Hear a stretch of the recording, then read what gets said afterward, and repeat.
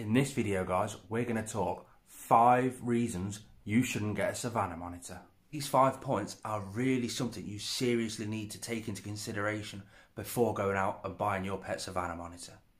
And we may even throw a bonus number 6 tip in there for you as well. Let's go, roll intro.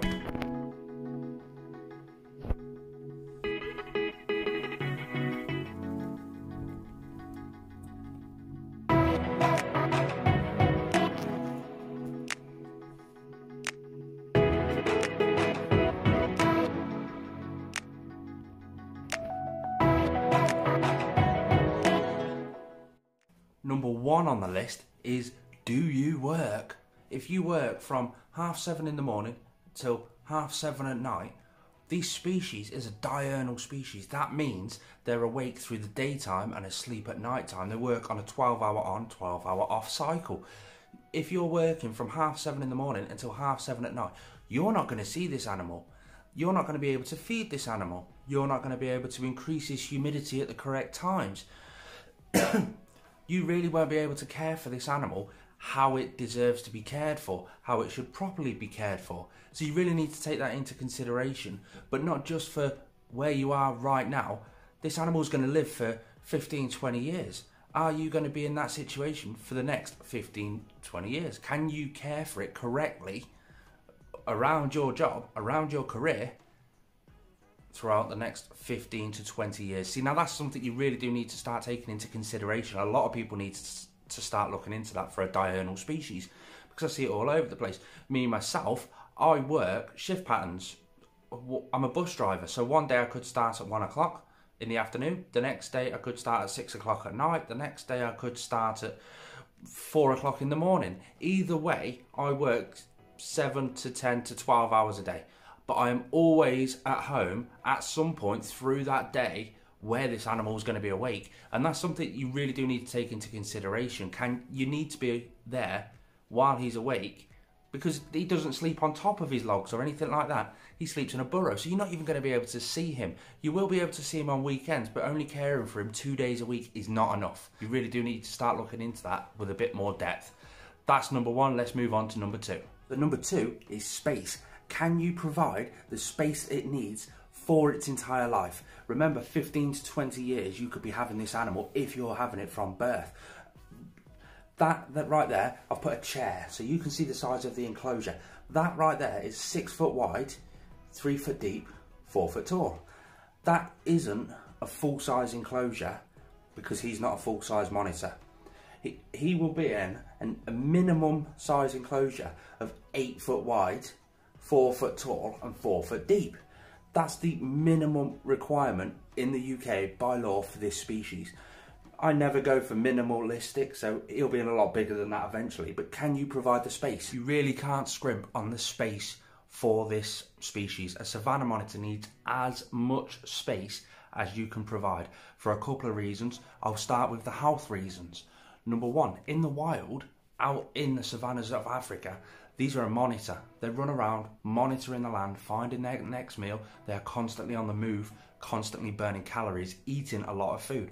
We in the hobby, it's well known, we have to feed them a lot.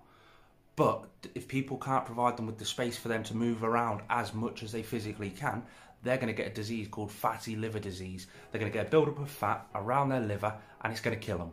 It's as simple as that. So the space is vitally important for not only their health, but for their metabolism, because it's the metabolism that burns the calories. Another reason they need the extra space is they're a burrowing species. They live in burrows, they sleep in burrows, so they need a minimum in their enclosure of 2 burrows, one on the hot side, one on the cold side. They can go and thermoregulate however they want to.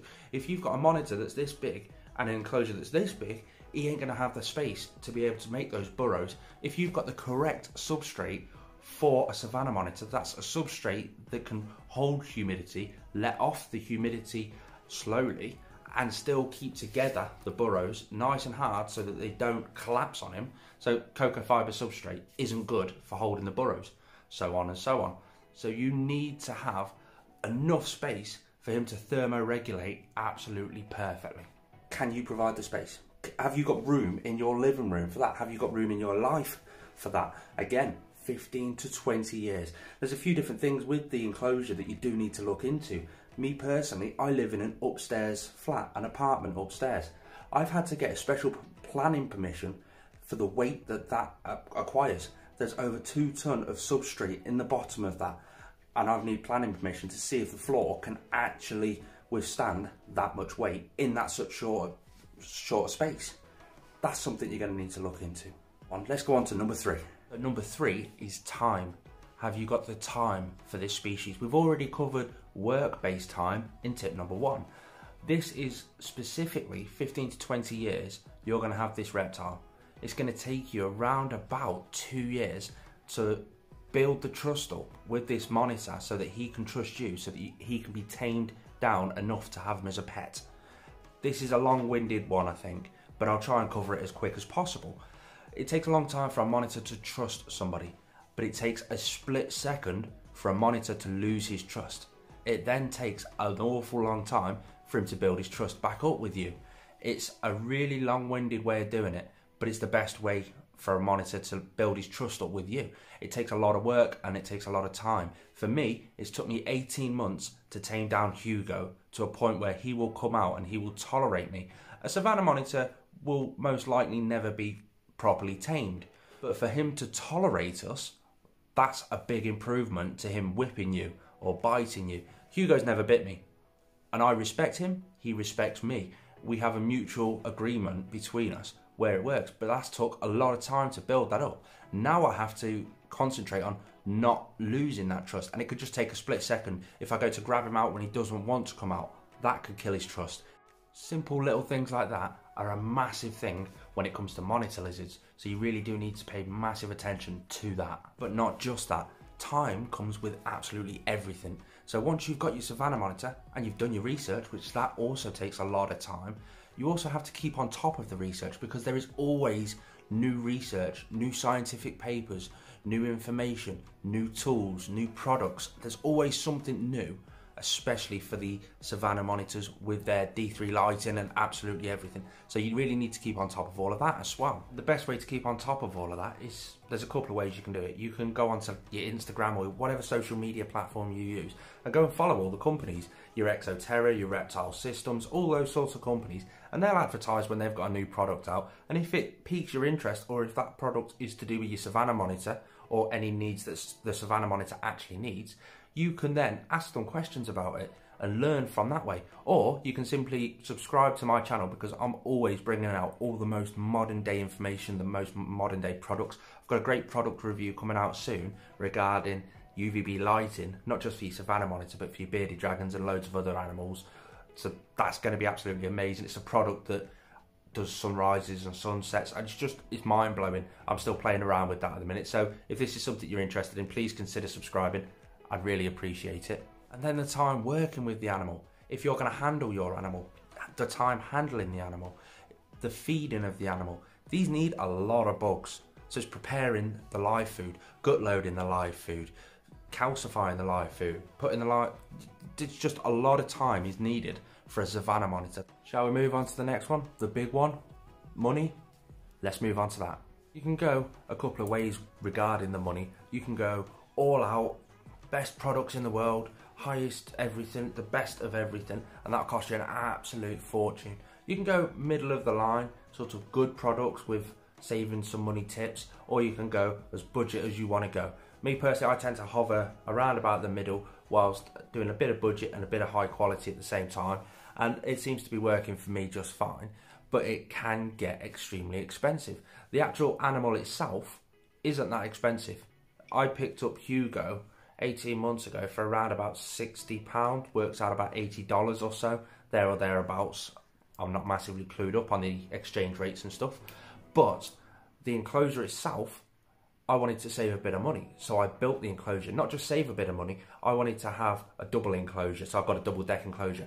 Down here, that's my Savannah monitor, that's Hugo, but up there, that's my Carl Sunglow boa constrictor. It's all one unit, just closed off, like just separated in the middle there, and it works perfectly fine. Both got different requirements, and it just works perfectly fine for me. But I saved money by building that myself, but it still cost an awful lot of money to actually build that enclosure.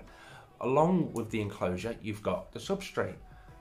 2 ton of substrate is in that. That cost me a lot of money. Stupid little things that you wouldn't really think would cost an awful lot, or you wouldn't need a lot of, you're gonna need a lot in here. In that enclosure, I've saved money by his basking spot is a slab, or one of his basking spots is a slab. In his bigger enclosure, when that gets built, he's gonna have full custom background, full rock work, but it's gonna be absolutely amazing. But I'll be doing that all on my own. If that's something you wanna see, hit subscribe.